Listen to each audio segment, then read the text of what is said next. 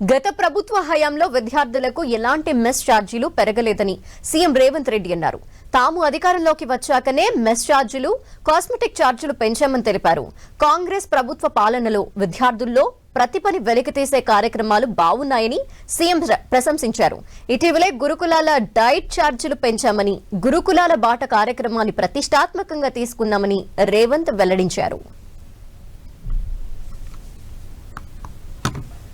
తెలంగాణ రాష్ట్రం ఏర్పడ్డ తర్వాత డైట్ ఛార్జెస్ విషయంలో కావచ్చు, కాస్మెటిక్ ఛార్జెస్ విషయంలో కావచ్చు, లేదా మౌలిక వసతులకు సంబంధించిన అంశాలలో కావచ్చు, ఆనాటి ప్రభుత్వం ప్రాధాన్యత ఇవ్వలేదు.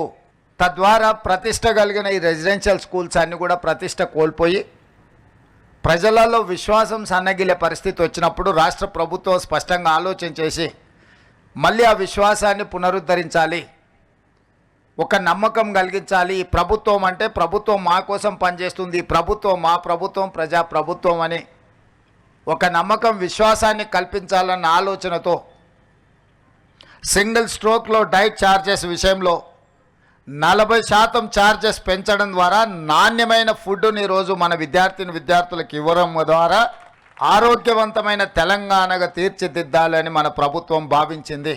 నేను సూటిగా మా ప్రభుత్వ టీచర్లను నేను అడుగుతున్నా, ప్రైవేట్ స్కూల్స్లో చదువులు చెప్తున్న వాళ్ళు మీకంటే ఎక్కువ విద్యా ప్రమాణాలు ఉన్నవాళ్ళ, మీకంటే వాళ్ళకి ఏమైనా జీతభత్యాలు ఎక్కువ ఉన్నాయా, మీ స్కూల్స్లో ఉన్న మౌలిక వసతుల కంటే ప్రైవేట్ స్కూళ్ళలో ఎక్కువ ఏమైనా ఉన్నాయా? మరి ఎందుకు 26,000 ప్రభుత్వ పాఠశాలలలో 23 లక్షల మంది విద్యార్థులు చదువుకుంటే 11,000 ప్రైవేట్ పాఠశాలల్లో 33 లక్షల మంది విద్యార్థులు చదువుకుంటున్నారు? ఏంది అంటే పట్టా సర్టిఫికేట్ తీసుకుంటారు కానీ వృత్తి నైపుణ్యం ఉండడం లేదు, స్కిల్ లేకపోవడం వల్ల. అందుకే ఈరోజు డిప్లొమా నుంచి certificate course, diploma course, degree course ఏది మీ సర్టిఫికేట్ వచ్చినా మీకు నైపుణ్యం లేకపోతే మీకు ఉద్యోగ ఉపాధి అవకాశాలు రావు. మీరు ఉద్యోగం చేయడమే కాదు, 10 మందికి ఉద్యోగాలు ఇవ్వాలంటే మీలో నైపుణ్యం పెరగాలి.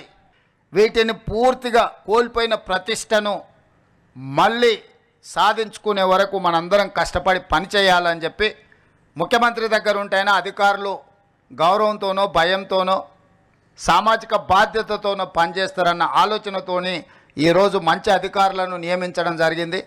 ఆ అధికారులందరికీ కూడా నా సూచన, ఇది మన బాధ్యత. ఈ పిల్లలు మన పిల్లలు, వీళ్ళు ఎవరో కాదు, వాళ్ళు అనాథలు కాదు, వాళ్ళు ఈ ప్రభుత్వం, ఈ రాష్ట్రం యొక్క సంపద. ఈ సంపదను తీర్చిదిద్దినప్పుడే ఈ తెలంగాణ పునర్నిర్మాణం అనేది వేగంగా మనం సాధించగలుగుతాము.